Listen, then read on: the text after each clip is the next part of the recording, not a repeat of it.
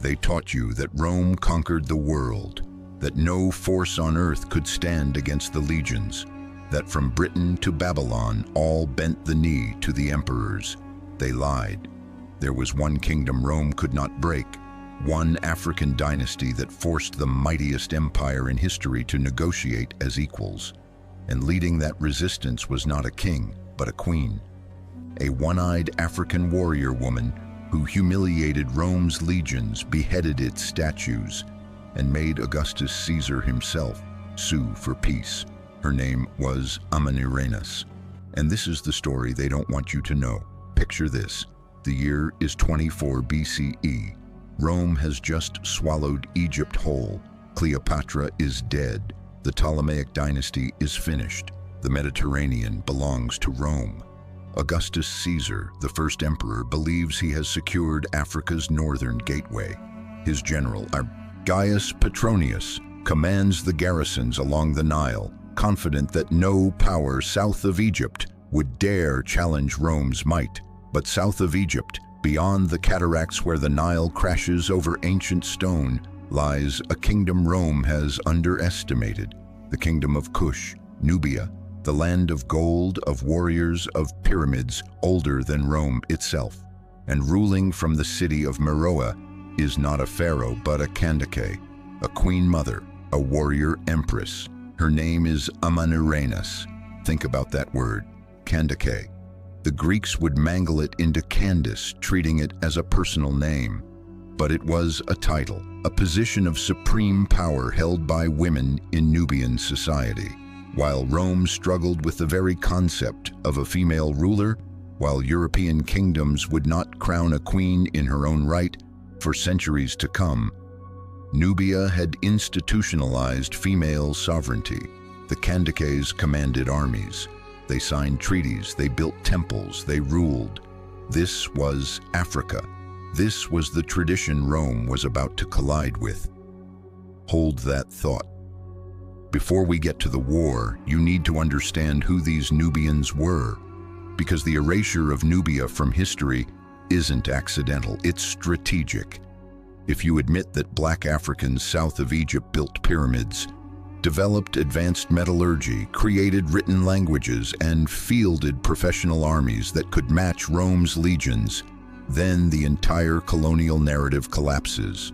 So let's rebuild what they tore down. Nubia and Egypt were twins, separated by rapids, but connected by blood, trade, culture, and the eternal flow of the Nile. For thousands of years, they influenced each other so deeply that you cannot tell Egypt's story without Nubia's.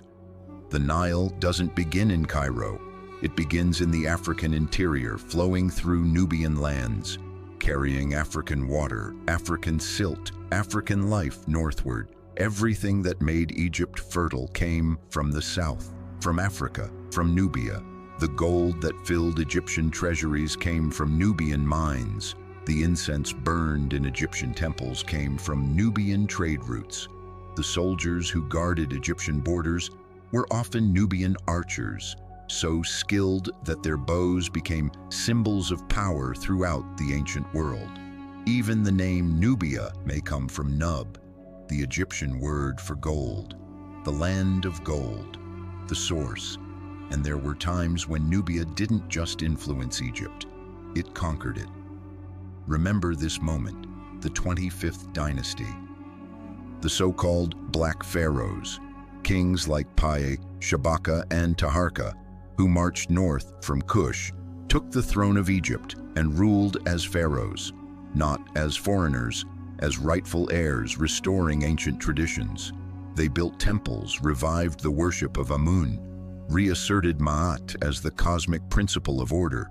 They saw themselves as saviors, not conquerors. Egypt wasn't alien territory to them, it was family. Their statues show unmistakable African features, broad noses, full lips, dark skin carved in granite and celebrated in gold. They left inscriptions praising their Nubian homeland as the source of their strength. They were African, they were proud, and they ruled one of the greatest civilizations on earth. This is the legacy Amanirenas inherited. This is the tradition she defended. By the time Rome arrived in 30 BCE, Nubia had already been a major power for over 1,000 years. The capital at Meroë was a city of pyramids, temples, iron smelting furnaces, and royal palaces. Nubian queens and kings wore elaborate jewelry, commanded professional armies, and maintained diplomatic relationships across the known world. They had their own script, Meroitic, which scholars are still deciphering today. They worshipped gods that blended Egyptian and distinctly African traditions, with Apetamak, the lion-headed warrior god, standing as a symbol of Nubian military power. This was not some primitive tribal society Rome could simply brush aside. This was a sophisticated African kingdom with centuries of state-building experience. And when Rome pushed into Nubian territory, thinking they could extend their Egyptian conquests southward, they were about to learn a brutal lesson. Think about what happened next. In 24 BCE, Rome imposed new taxes on Nubian lands near the Egyptian border. Roman garrisons started pushing south, trying to extract tribute, treating Nubian territory as if it belonged to Caesar. The Kandake Amanirenas sent warnings. She demanded Rome respect Nubian sovereignty. Rome ignored her. Mistake. Amanirenas mobilized her army. Thousands of Nubian warriors, many of them women, marched north. They didn't just raid border towns. They launched a full-scale invasion of Roman-occupied Egypt. The Nubian forces swept through Aswan, Philae, and Elephantine. They sacked Roman garrisons. They tore down statues of Augustus Caesar. And in one of the most symbolic acts of defiance in ancient history, they beheaded a bronze statue of Augustus himself. Picture that. An African queen's army decapitating the image of Rome's emperor. They didn't melt it down for scrap. They didn't hide it. They took that bronze head back to Meroë and buried it beneath the steps of a temple so that everyone who entered would walk over the face of Caesar. Archaeologists found it there in the early 20th century, perfectly preserved, still buried where Nubian warriors had placed it over 2,000 years ago. That head is now in the British Museum, a silent witness to a truth they don't teach in history class. Rome didn't conquer everyone. Some fought back, some won. The Roman general Gaius Petronius eventually counterattacked. He marched south with legions, recaptured some territory, even reached Napata, one of Nubia's sacred cities. He thought he'd broken the resistance. He was wrong. Amanirenas regrouped. She wasn't interested in holding Egyptian territory. She wanted Rome out of Nubian lands, and she was willing to keep fighting until they understood that message. The conflict dragged on. Roman soldiers died in desert ambushes. Supply lines were cut. The heat, the terrain, the relentless Nubian resistance wore them down. And here's what the textbooks don't tell you. Rome blinked. In 21 or 20 BCE, after years of warfare that was draining Roman resources and producing no decisive victory, Augustus Caesar agreed to negotiate. Not dictate terms, negotiate as equals. Roman envoys traveled to Samos to meet with Nubian ambassadors. A treaty was signed. The terms: Rome would withdraw its forces from Nubian territory. The border would be fixed at a point favorable to Nubia. The taxes Rome had tried to impose were canceled. Nubia maintained its independence, and both sides agreed to peace. Let that sink in. Rome, the empire that crucified rebels, enslaved nations, and destroyed civilizations, signed a treaty with an African kingdom as equals. A kingdom led by a woman, a black African warrior queen who had lost an eye in combat, but never lost her nerve. The Roman historian Strabo, writing in the 1st century CE, couldn't hide his grudging respect. He described Amanirenas as a queen of manly courage, noting that she personally led her troops into battle. Ancient sources mention her missing eye, likely lost in combat, which only added to her fearsome reputation. She wasn't sitting in a palace sending others to fight. She was on the battlefield, leading from the front. That's who she was. That's what Rome faced. This should be taught in every history class. This should be carved into monuments. An African queen defending African sovereignty against the Roman Empire and winning a negotiated peace that secured her kingdom's independence. But you've never heard of Amanirenas, have you? We'll come back to that. First, understand that Amanirenas wasn't an anomaly. She was part of a tradition. The Kandakes of Kush were powerful women who played central roles in Nubian politics and religion for centuries. Some ruled alone. Others ruled jointly with kings, but their authority was real, not ceremonial. Archaeological evidence shows Kandakes depicted on temple walls, receiving tribute, smiting enemies, making offerings to gods. All the traditional poses of pharaonic power. Their pyramids at Meroë stand as monuments to their authority. Their names were written in Meroitic script, preserved in stone, waiting for historians willing to read them. Queen Amenishaketo, who ruled around 10 BCE, was buried in a pyramid filled with gold jewelry, weapons, and insignia of power. When Italian treasure hunter Giuseppe Ferlini destroyed her pyramid in the 1830s, the gold he stole ended up in European museums, but the evidence remained. This was a warrior queen, a woman of wealth and authority. Queen Nawidamak ruled in the 1st century CE and left inscriptions showing her participation in religious rituals and political decision-making. The tradition continued. Female power wasn't aberrant in Nubia. It was institutional. Why does this matter? Because when you erase these women from history, you erase the evidence that African societies had diverse, sophisticated systems of governance long before European contact. You perpetuate the lie that strong female leadership is a modern Western invention, when in reality, Africa was practicing it thousands of years ago. The Kandakes challenge everything colonialism taught about Africa, about women, about civilization itself. So they were forgotten. Deliberately, remember this. When European scholars began studying ancient Nubia in the 19th and 20th centuries, they found the pyramids, the temples, the inscriptions. They couldn't deny the archaeological evidence, but they could minimize it. They called Nubia a derivative civilization that merely copied Egypt. They ignored the distinct Nubian artistic styles, the unique gods, the different burial customs, the Meroitic script. They downplayed Nubian military achievements, and they almost never mentioned the Kandakes. When Amanirenas does appear in European historical texts, she's often reduced to a footnote, a curious, exotic detail.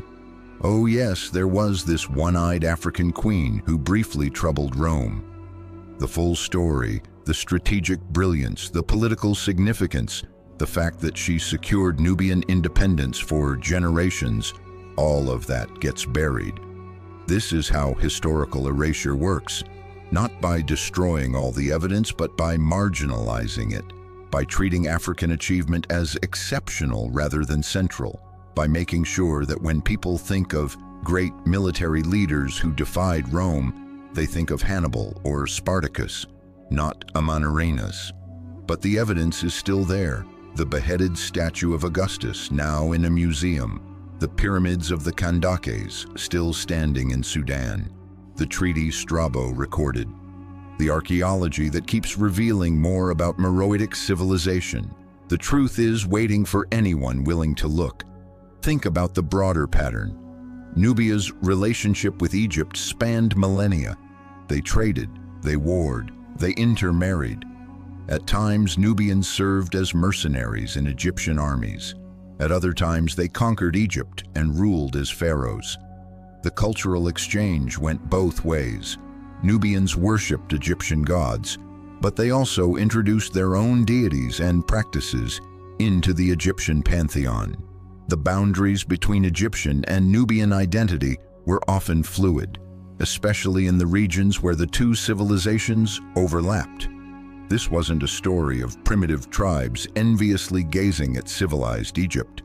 This was a story of two African kingdoms engaged in a complex, centuries-long relationship of mutual influence. Sometimes they were allies, sometimes enemies, but always connected, always African. And when foreign powers tried to dominate the Nile Valley, whether Assyrians, Persians, Greeks, or Romans, both Egypt and Nubia resisted, sometimes successfully, sometimes not. But the resistance was there. The agency was there. These were not passive peoples waiting to be conquered. They were active participants in shaping their own destinies. Amanirenas represents the culmination of that tradition, a Nubian ruler defending African sovereignty against European imperial power. The details might have been different if she'd faced Persia or Assyria instead of Rome, but the principle would have been the same. Nubia would not submit, and she won. For those keeping score, Nubia maintained its independence for another 3.5 centuries after the treaty with Rome. The kingdom continued to prosper, trade, build pyramids, develop its culture. It wasn't until the rise of the Aksumite kingdom in the 4th century CE that Nubian power finally declined, and even then, Nubian culture persisted in various forms for centuries more. Rome never conquered Nubia, never occupied it, never extracted the tribute it wanted. The treaty Amanirenas negotiated held. That's victory by any definition. So why don't we know her name? Ask yourself that question. Why isn't Amanirenas as famous as Cleopatra? Why isn't the Nubian resistance to Rome taught alongside the Spartacus rebellion or the Jewish wars? Why are the Kandakes unknown when male rulers of far less significant kingdoms are household names? The answer is uncomfortable but necessary, because admitting that Black African women successfully resisted European imperial power in antiquity undermines too many cherished myths. It challenges the narrative of inevitable European dominance. It forces recognition that African political sophistication and military capability existed long before colonialism. It places women at the center of resistance history instead of relegating them to supporting roles. The erasure of Amanirenas is political. It always has been. But we're here now bringing her back, bringing them all back. The Kandakes, the Kushite pharaohs, the Nubian archers, the iron smelters of Meroë, the builders of pyramids, the defenders of African sovereignty. This is reclamation. Let me be clear about something else. This isn't about creating a fantasy where Africa was some utopia, untouched by conflict or inequality. Nubian society had hierarchies, had slavery, had wars, had all the complications of any ancient civilization.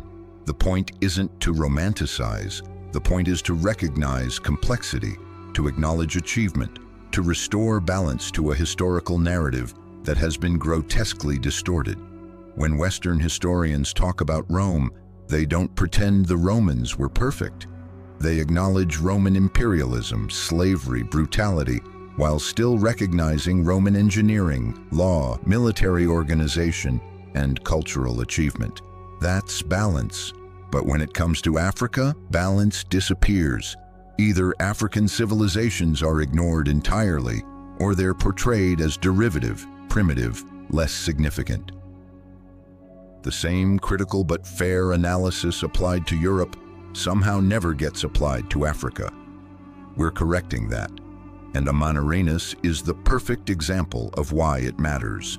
She was a leader who made strategic decisions, commanded armies, negotiated treaties, and secured her people's independence against the greatest military power of her era. She deserves to be remembered the same way we remember any other great military and political leader from antiquity, not as a curiosity, not as an exception, as a standard bearer for African resistance and sovereignty. And she wasn't alone. The tradition of powerful African queens extends far beyond Nubia, from Nzinga of Ndongo and Matamba, who resisted Portuguese colonization in the 17th century, to Ya Asantewa, who led Ashanti resistance against the British in 1900, to countless other women whose names and deeds were deliberately erased or minimized. Africa has a deep history of female leadership in war and politics, but the Kandakes may be the oldest institutionalized example we have. Over 1,000 years before Nzinga, Nubian queens were commanding armies and ruling kingdoms. That's profound, that's foundational, that deserves recognition. Here's what this story should teach us. First, African history is human history. The same forces that drove civilizations elsewhere drove them in Africa. Ambition, defense, trade, religion, art, war. Africa wasn't separate from world history, it was central to it. Second, resistance to empire is as old as empire itself. Every imperial power has faced resistance, and that resistance has often succeeded in limiting or defeating imperial expansion. Rome's failure in Nubia is part of a broader pattern. Empires are not invincible, they have limits, and those limits are often established by people willing to fight for their freedom.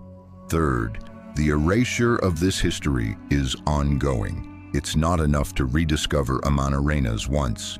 We have to keep telling her story, keep researching Nubian history, keep pushing back against the narratives that minimize or ignore African achievement. Because the forces that erased her the first time haven't gone away. They've just changed methods. Finally, pride in this history is legitimate and necessary, not because it makes Africa superior, but because it makes Africa equal. When black children learn that their ancestors built pyramids, fielded armies, negotiated with empires, resisted conquest, and maintained independent civilizations for thousands of years, that knowledge is armor against the psychological warfare of white supremacy. It's truth, and truth is power. So here's where we are now. You know Amanirenas fought Rome and won. You know the Kandakes ruled as warrior queens for centuries. You know Nubia was a sophisticated African civilization that Egyptian pharaohs respected, feared, and sometimes served. You know that Africa's story is far richer, deeper, and more powerful than anything you were taught in school. What do you do with that knowledge? You share it. You dig deeper. You question every narrative that reduces Africa to a footnote. You support the archaeologists, historians, and scholars who are uncovering more evidence every year. You visit the pyramids of Meroë if you can, or at least learn where they are. You remember the names: Amanirenas, Amanishaketo, Pie, Shabaka, Taharka. You teach your children, you correct the record, because this isn't just history. This is memory, this is identity, this is heritage. And it's time the world knew the truth about the warrior queens of Nubia. One river, two lands, 1,000 years of African sovereignty. That's the story. That's the legacy. That's what they tried to erase. We're bringing it back. If you've stayed with me this far, you understand something important has been stolen and is now being returned. The history of Africa's warrior queens, of Nubia's resistance, of black sovereignty in the ancient world. This isn't hidden in some archive waiting to be discovered. It's been actively suppressed, minimized, and erased to serve narratives of European superiority and African inferiority. But every pyramid still standing in Sudan is a refutation of that lie. Every inscription in Meroitic script, every piece of Nubian gold jewelry in a museum that refuses to explain who made it. Every Roman historical text that grudgingly admits they couldn't conquer Nubia. The truth survives, and now it's spreading. Join us at Ancient Africa Untold as we continue to uncover these buried histories. Subscribe to make sure you don't miss the next revelation, because if they hid Amanirenas this well, what else have they buried? The question isn't whether Africa had great civilizations. The evidence is overwhelming. The question is, why were you never taught about them? Think about that.